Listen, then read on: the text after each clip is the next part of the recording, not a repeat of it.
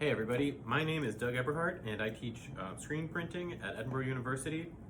This is a little video I made for our Edinburgh students to just give them a few ideas, show a few techniques and tools for how you can screen print in your own home. And this video, I'm filming it at Edinburgh University in our studio, and I have a lot of equipment available to me that of course you don't in your own home. But all the tools I'm going to use are things that you should have access in your home, or they're simple things that you can purchase online. And in the description for this video, I'm going to post some notes and links to all of the supplies, and the links will take you to where you can actually buy them. So the first thing I'm going to show you today is the screen filler and drawing fluid technique. And basically the way that screen filler and drawing fluid work is that you paint the drawing fluid onto a screen, which I've already done here. So this is just a little painting of a bird that I did. It doesn't really matter what the image is. I'm more concerned with showing you how you can do this in your own home. And here's a little bottle of screen filler. If you are a student and don't have unlimited resources like bigger print shops, you can buy these fairly small 8-ounce containers of the drawing fluid. I think they come in an even smaller size than 8 ounces. And I've also got this previously opened screen filler, and I'm going to shake this up before I even attempt to use it. It does tend to separate, and you'll get a really thin kind of watery screen filler on the top and thicker at the bottom. So it's always best to shake that up first.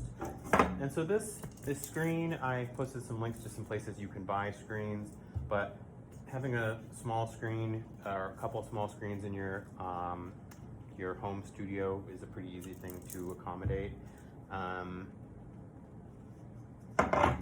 And the screen filler, or the drawing fluid, excuse me, the blue stuff, you can paint it on with just about anything. I just had a cheap brush that I used, but any brush or sponge, anything like that. And just remember that what you paint onto this screen, that is what is going to end up being printed onto your paper or your t-shirt. So maybe I'm going to print this in black or like a dark blue, and what prints is what I have painted. So let me go ahead and try coating this. All right, so let's coat this screen in screen filler. I've got a couple different ideas for how I could do this from home. One solution is, without a scoop coater, I think that you can carefully use a squeegee as a scoop coater to coat a screen. And I think I'm gonna try that with the photo emulsion as well. So maybe I'll wait on testing that. I think a piece of cardboard could make a fine scoop coater in a pinch. And for the screen filler, which the coat doesn't need to be quite as pristine and uniform as when you're coating with a photo emulsion, I think in a pinch you could just take a credit card and scrape and scrape and scrape the screen filler across the screen. So I think that's what I'm going to try and do. How I'm going to do that? I think I'll just dump a small reservoir of the screen filler directly onto the screen, and then I'll take my credit card and just scrape it all across.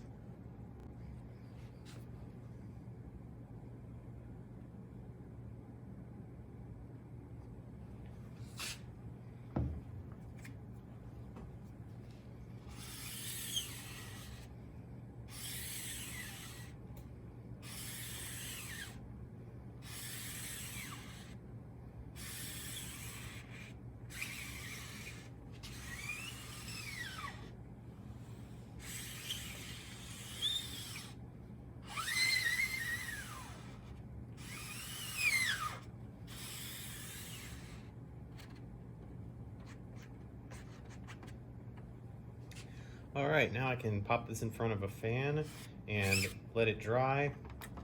It'll probably be dry in about, I don't know, half hour or so.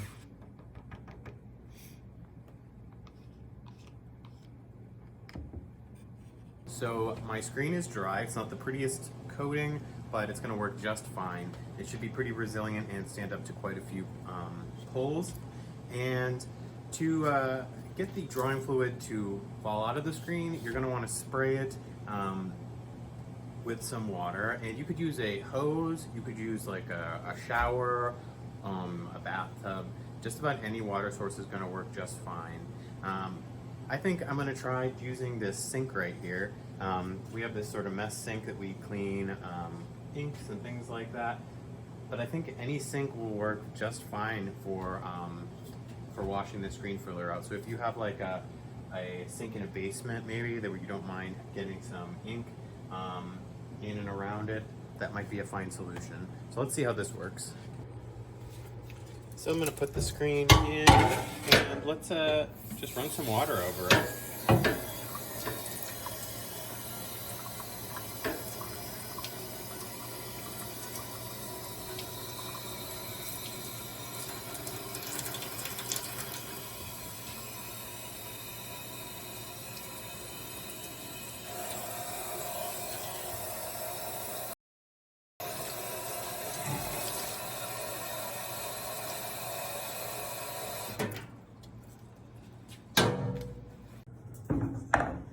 So now that my screen is dry, it is ready to print.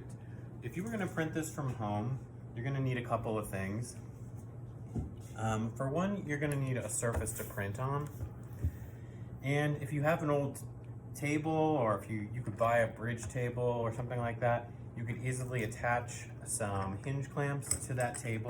You're going to want to have at least, I think, 2 to get any kind of consistent registration.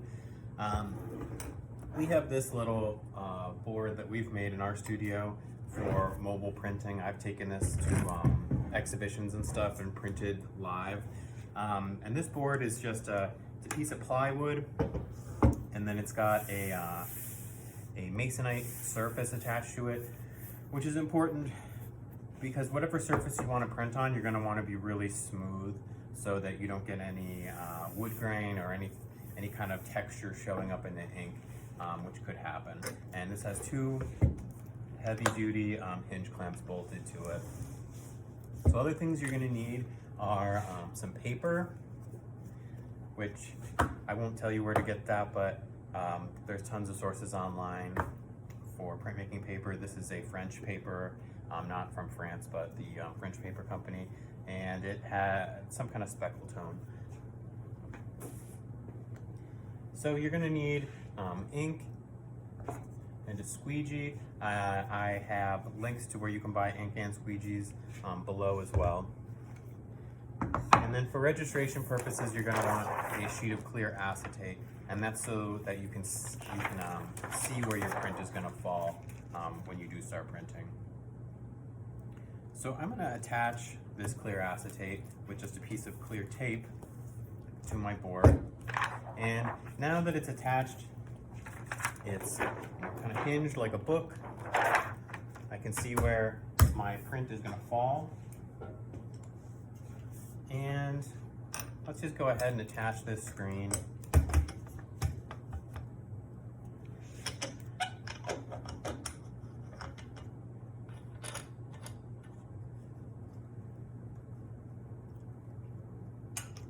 I want to get this hinged as tightly as possible, especially if you're going to be printing a multiple layers.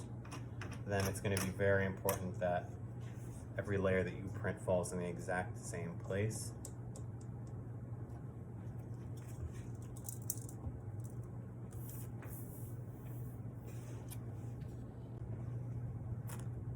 I'm going to use a tape registration for this print. So I've made these little tape tabs out of painter's tape, and what I've done is I've just layered the tape a couple strips thick so that it's got a little thickness, and it will really, my paper is just going to click right into these 3 pieces. So before I add those tape registration strips, I just need to print on this acetate to see where the print's going to fall. And I can see the paper through it just a little bit.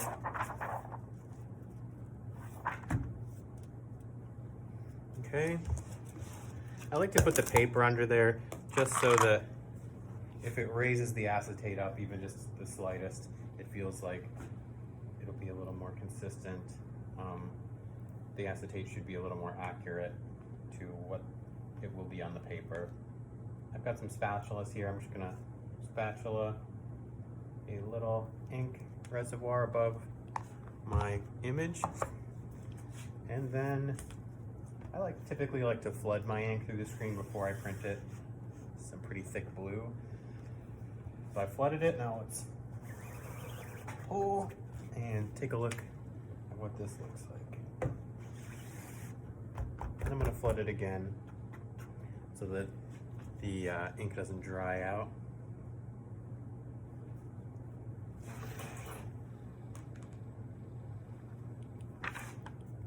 All right, so I've got an idea of what my image is going to look like.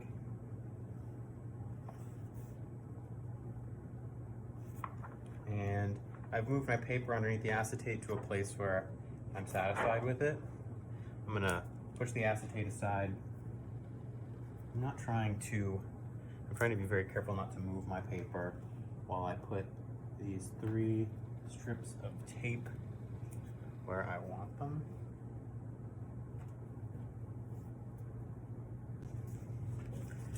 So let's just put a piece in, click right in there, bring the screen down, and with both hands pulling at about a 45-degree angle, maybe a little higher, let's just shear this ink right across.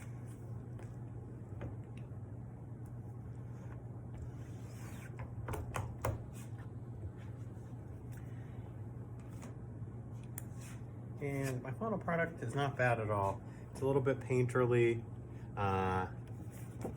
That is kind of the nature of the nature of the drawing fluid and the screen filler.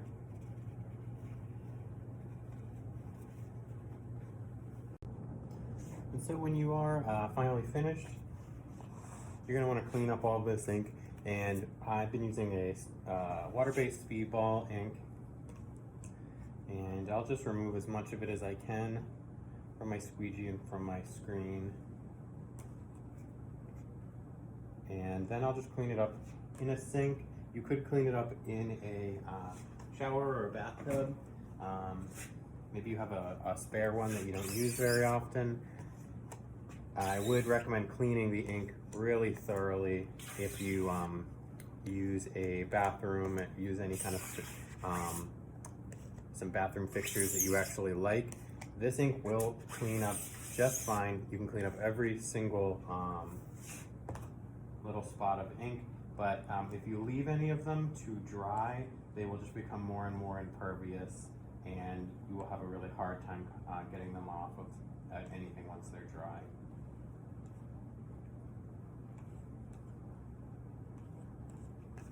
So the most important thing to clean is the screen. If this ink dries in the screen, then it will be ruined.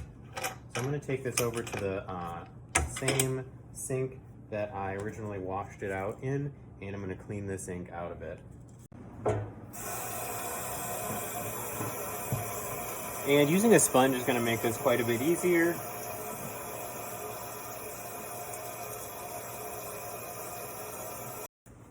Alright, that is clean and ready to print as many times as I would like to.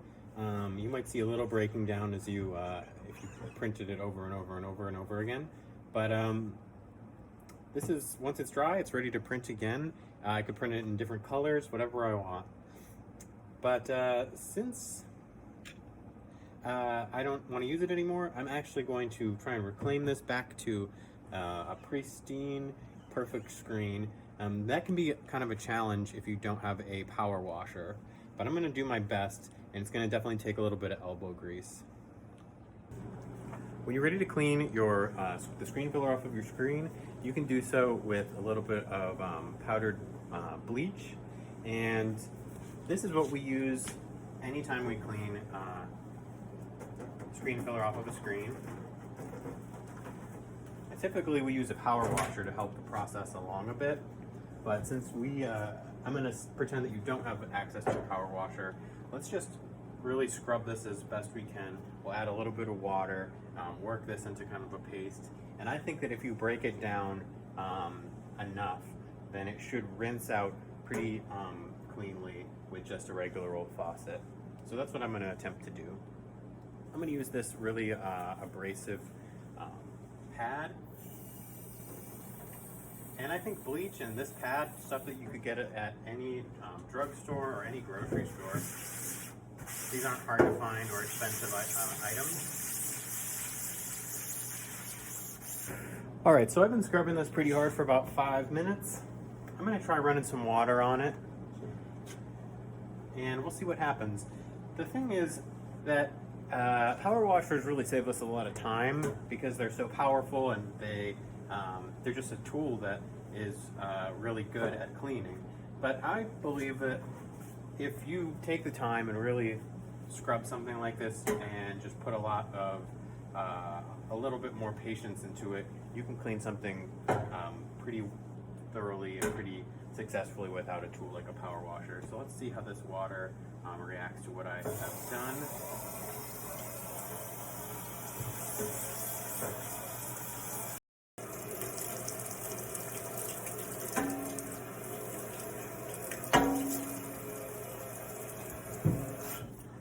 Alright, I like to hold my screens up to the light to get an idea of how clean they are. Wherever light is passing through, I can be assured that it's pretty clean.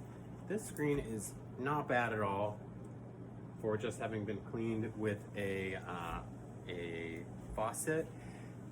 I've got a little bit of screen filler at the very top. It's nearly clean. I think what I would do to get rid of that is I'm just going to do another round of bleach and scrubbing. So I'll scrub this for about 5 more minutes and then I'll hit it with the faucet again. Just a few final thoughts on using the screen filler and drawing fluid techniques. I was able to get this screen perfectly clean. It can be used many, many more times. You definitely, I'm stressing that you use quite a bit of elbow grease along with the Comet and the Comet bleach. You just want to be careful you don't use so much force that you end up getting a small rip. I was using quite a bit of force and started to get a little tear right here in my screen. So I've learned from that and would maybe be a little more delicate next time. But the screen looks great and can be used many, many more times. So in a nutshell, this is a cheap and affordable way to print from home. You don't need a light exposure unit or a power washer. And I definitely recommend giving it a try. If you'd like to order supplies to give this a shot, there should be links below the video that you can check out. Thanks for watching this video on ways to screen print from home using screen filler and drawing fluid. Stay tuned for part 2, where I'll show you how you can use the photo screen printing method from your home without a light exposure unit or power washer. If you found this video informative, look for videos in the next few months by Future Best Print Club.